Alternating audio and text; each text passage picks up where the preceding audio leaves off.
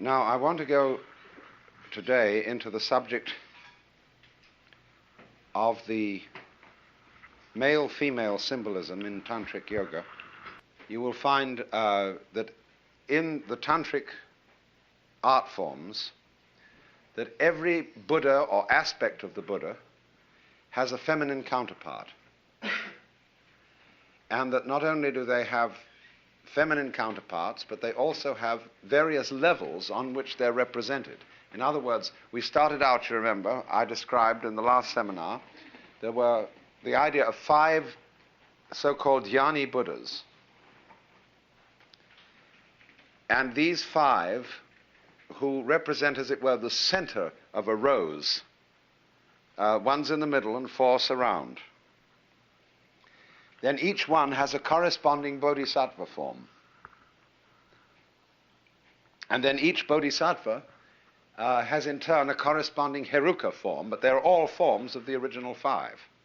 Then whether they're in the form of a jnani Buddha, or in the form of a bodhisattva, or in the form of a heruka, which is kind of wrathful and weird, far out to kind of character, often with bull's heads. There's one here, which we can look at as a little statue that Kim has brought over. They're all reducible to the original group. And all have these female counterparts, and they are represented as in sexual intercourse, touching at all points, in a complete embrace. And the idea is that this embrace lasts forever and ever and ever and ever and never ends. Because this is a way of representing the nature of life. What is fundamentally involved in this system is self-knowledge. You see, without resonance, nothing happens. If there are no echoes, you can't hear anything. Supposing we get a room in which we blanket all the walls and blanket the floor, soundproof it in every possible direction, you can hardly hear anyone talk, because voice requires resonance. That's why people enjoy singing in the bathtub. They suddenly discover they've got a good voice, because suddenly the bath and the structure of the room, which is all non-soundproofed, resonates their voice. That's why you use a violin or a cello or a bass fiddle has a big wooden structure to make the sound resonant, to play back to itself. And that's why we are all so fascinated with recording things, taking photographs, writing them down, and above all, remembering. It's a form of resonance. Because you see, if you don't remember anything, you don't know you're there. A person who had total amnesia and lived in a split second only wouldn't know he was there. We could conceive, and perhaps there are some forms of life that don't know they're there. I don't know whether my particular cells constituting my body, I don't know whether they know they're there. Maybe they do. Maybe they have some wonderful system of resonance that I know nothing about, and they're all worried about what I'm going to do with them.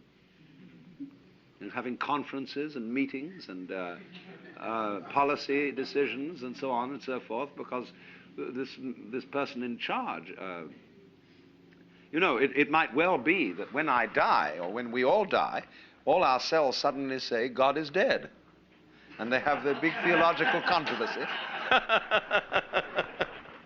And say, well, we just have to fend for ourselves from now on. And that's called corruption, where they all go off on their own. So, I don't know. It may be that we've got some kind of a system like that. But certainly, to know that you're there, you need an echo. So I invented this limerick. There was a young man who said, though, it seems that I know, what I would like to see is the eye that knows me when I know that I know that I know. So this is the thing, you see. Not only do you remember what happened and say it made an impression on me, which means it made me remember, like your retina remembers whatever is seen, so that it sticks there a little. In other words, that's why you get the illusion of a circle of fire when you revolve a cigarette in the dark. It makes the impression of a circle because your retina remembers and holds, as it were, the impression of the flame. And so then, beyond that, we are absolutely fascinated with the whole principle of remembering. And so then, when there's some gathering of people, and we say, well, this is a great day, what a wonderful picnic or whatever it is we're having, it's a pity somebody didn't bring a camera. It should have been photographed. Now, do you see that in this whole thing, there is both a gain and a loss? One school of people are saying it should be photographed. The other school of people are saying, let go of it. When you go around, we had so much experience of this in Japan because all our students brought cameras and were constantly photographing things. And I had a camera and I was constantly photographing things, but I felt that so long as I had a camera with me, I was somehow distracted from actuality. I had a little box with which I went around grabbing life. Of course, it's great to come back and look at it in the form of photographs, but there's something about the photograph that is inferior to the actual experience that you're photographing. But there is an immense fascination in photography, in painting, in reproducing. And reproducing, you see, is the same thing as sexuality. It is reproduction, only in another way. Because it tells you you're there, you're alive, the thing bounces, it echoes. So the duplicity in all this is, you see, one school of religious people say, let it all go, don't be attached. In other words, and they also say, live in the moment. Like Krishnamurti's doctrine of stop trying to remember everything. You may need a kind of factual memory for your name and address and a telephone number and things like that. But don't linger over memories and treasure memories and say, well, I'm going to keep my girlfriend's lock of hair and I'll take it out every now and then and look at it and feel wonderful, you see. That's clinging to life because that memory has got you hooked. It holds you to the past, and it holds you to death. But then there's the other school of thought, you see, quite opposite to this, which says, remember to remember, title of one of Henry Miller's books. Hold on to it all. Get involved. Keep your girlfriend's hair. Keep all the photographs. You know how in some houses, the piano, everything is completely covered with photographs and reminiscences. I went to visit Gloria Swanson once. I've never seen such a house full of memories. Everything in all directions was Gloria Swanson. Photographed on this occasion, signed on that occasion, presentation this. I went to visit once too the wife of a former Archbishop of Canterbury. And the whole house was memorials. I mean, it was a complete clutter of tombstone furniture with little brass plates on it, presented on the occasion of this, that, and the other. Well, you say, look, that person isn't really living. And they're all in the past. But on the other hand, what is life, you see, except there is a memory, except there is an echo. So what I want to point out, you see, is the duplicity of all this. That you don't take, if you're a wise man, you don't take sides in this issue. You do both sides. And that is the meaning of the unity of samsara and nirvana. On the one hand, you let go of everything and you live in the eternal now, because that's all there is. See, memory is an illusion. It's all gone.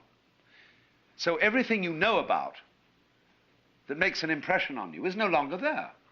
That's the meaning of Maya. There is only the eternal now. There is only the present moment, and never will be anything else.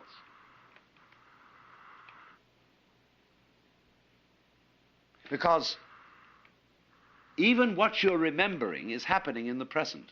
The memory is in the eternal now, isn't it? See? So it's all really absolutely here.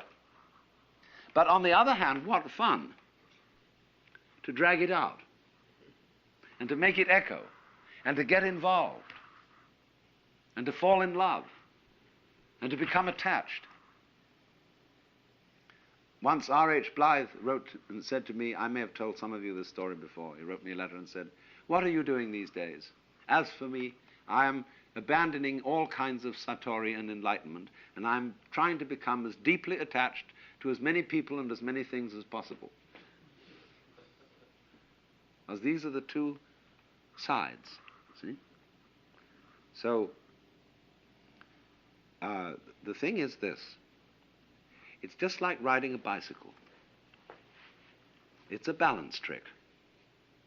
You suddenly find yourself falling over one way, well, you balance that, you turn into that direction, and you stay up. And so in the same way, when you find yourself becoming too attached to life, you correct that with the realization that there is nothing except the eternal now. Then when you feel that's all right now, you see, you're safe again, this is only the eternal now, once more you go and get attached. Or you get involved, you get concerned about some enterprise, social, political, amorous, familial, scholarly, artistic, whatever it is, you get involved. And the two always go together. So this is the meaning of this symbolism. Because the male only knows he's there if there's a female. It's the echo. And she only knows she's there if there's a male. Nobody ever came into existence without a couple of parents, see? And there's simply no other way into this universe. Now, this is simply, I'm using this simply not as the main point, but as a sort of illustration of the simultaneity of attachment, detachment, involution, and evolution. Involution is how you get involved. Evolution is how you get out. Well, now,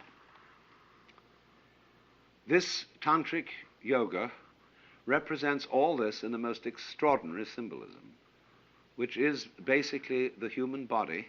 Again, it's not simply the sexual functioning of the human body, it's the whole nervous system.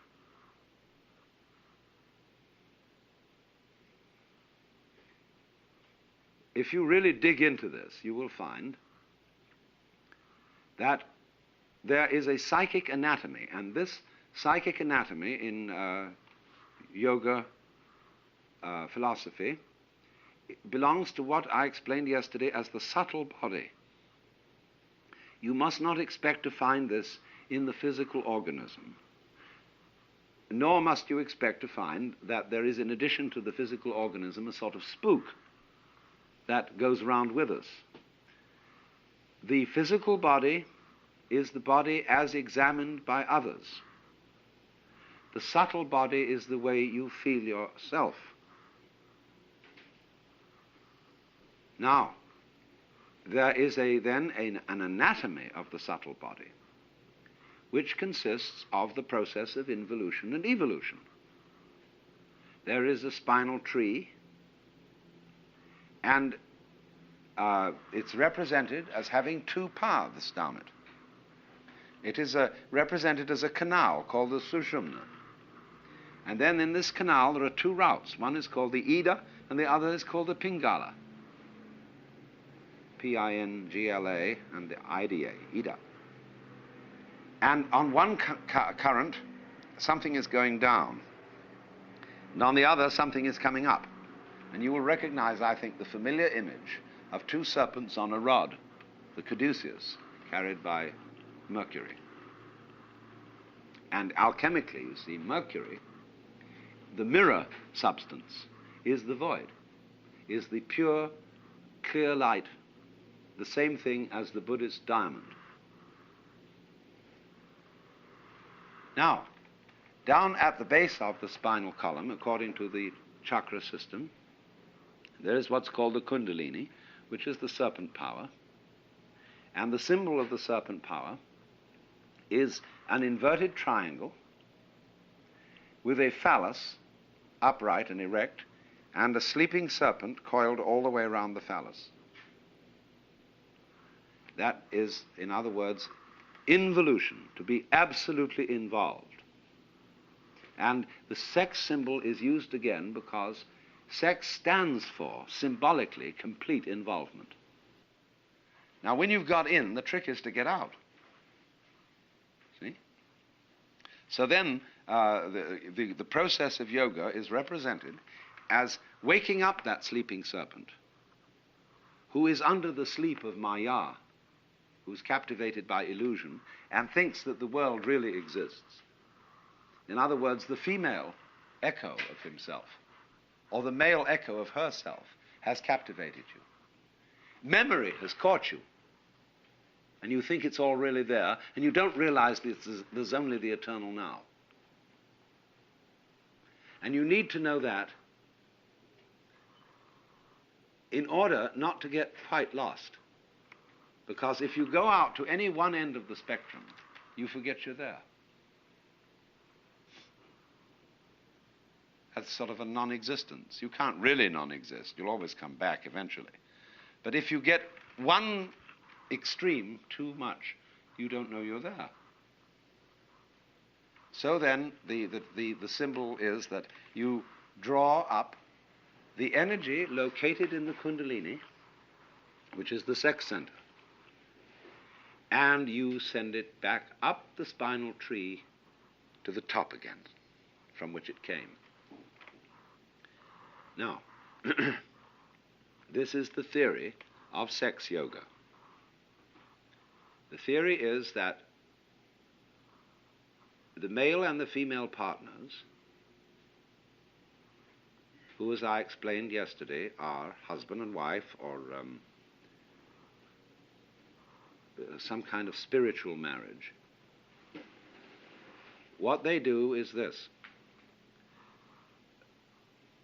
The male sits in the normal meditation posture,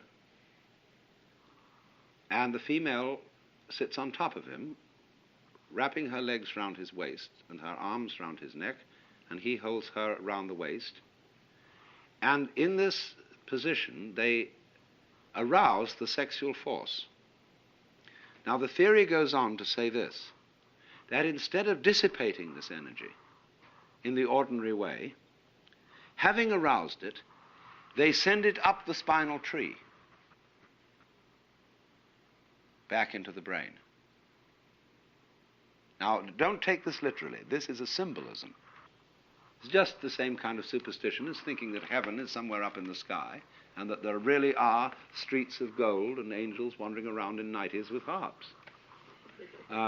All this is a way of talking about inner anatomy, psychic anatomy. The kingdom of heaven is within you. And when Jesus ascended into heaven, he went right into the middle of himself and disappeared.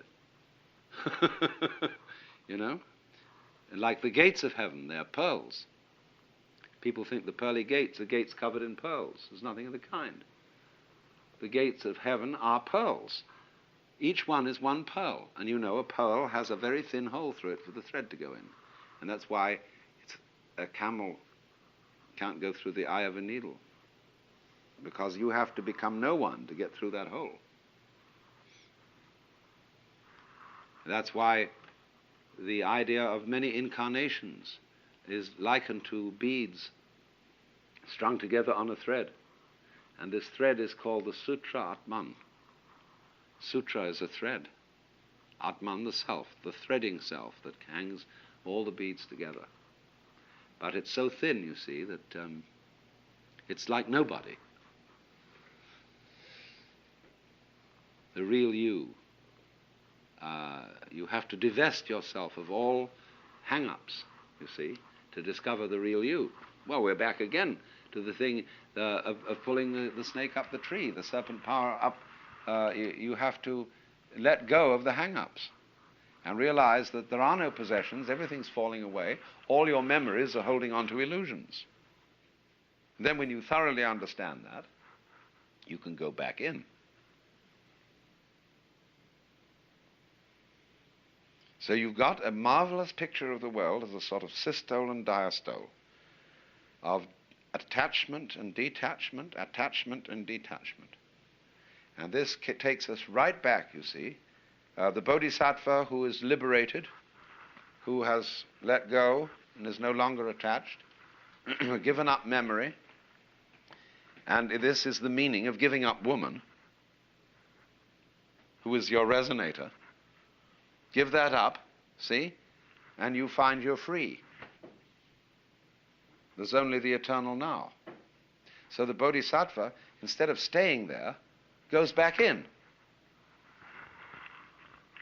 And there are all sorts of funny symbolic stories about bodhisattvas appearing in the world as whores and all kinds, using every conceivable kind of device in order to liberate other beings. But this takes us completely back, you see, to the original Hindu image of the world as the pralaya and the manvantara. The manvantara is the period in which Brahma manifests himself as multiple beings for 4,320,000 years. And the pralaya is the period in which he withdraws and everything disappears. And then starts all over again. And this goes on forever and ever and ever, in not only our kind of time, but in many other kinds of time, and in all sorts of different kinds of spaces. But it's the same fundamental myth, recreated in another form. Now you may say this is pretty monotonous. And that is, you see, one of the basic feelings underlying Buddhism. Must we go round again? You see? So, indeed, you see, you say, oh, enough of this. Let's go to sleep. Let's stop. Time must have a stop. And so you stop. Well, when you do that, you forget that it ever happened. You see? And this is a marvelous arrangement.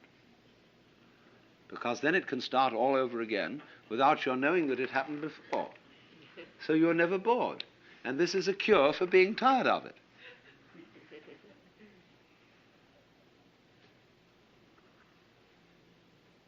Because if you didn't know, I mean, that's where the memory goes, you see. And so when you come back, there's no problem. At least no problem of boredom, of remembering the past. There's going to be all sorts of new problems. But you won't know you've had any problems before. So that won't worry you. Until you begin to accumulate memories again, and you've had these problems, and it's becoming a bore dealing with problems, and then you get rid of yourself. It's called death. It's a beautiful arrangement for keeping everything young and new, and for keeping the universe running without getting tired of itself. And that's the definition of keeping on. So you see, these are the two motions. They're fundamentally then represented by the male and the female, the in and the out, the now moment, and the memory. See, memory, remember, creates the future as well as the past. You wouldn't know you were going to have anything happen tomorrow unless something had happened yesterday. You figure because the sun rose yesterday and yesterday and yesterday that it will arise again tomorrow. If you didn't remember it, you wouldn't know there was going to be any tomorrow. Because there isn't. Tomorrow is an illusion. So is yesterday. Simply isn't here. Where is it? Bring me tomorrow's newspaper. Now this is perfectly marvelous arrangement, you see. So that you may feel, as you think these things over, that you are almost on the verge of going mad. I sometimes feel that when I get involved in the sort of contemplative state. It is so weird and so far out that I think I'm going to lose my mind. But don't worry. You see, just like being dead. Just like... just let go. And swing with it. Because it'll always bounce. And what gives you the sense of going mad is that you think you're not in control and that it's all lost and someone else is going to take over. Or something else is going to take over. Well, of course it has to. Because, like you say, when you've driven long enough in the car, you say to your wife, will you drive for a while, please? You want relief. So something else has to take over. But it's all you. So do you see that how the nature of being is constructed in this extraordinarily fascinating way? So that it constantly renews itself and therefore is worth going on by eternal forgetting and getting rid of itself.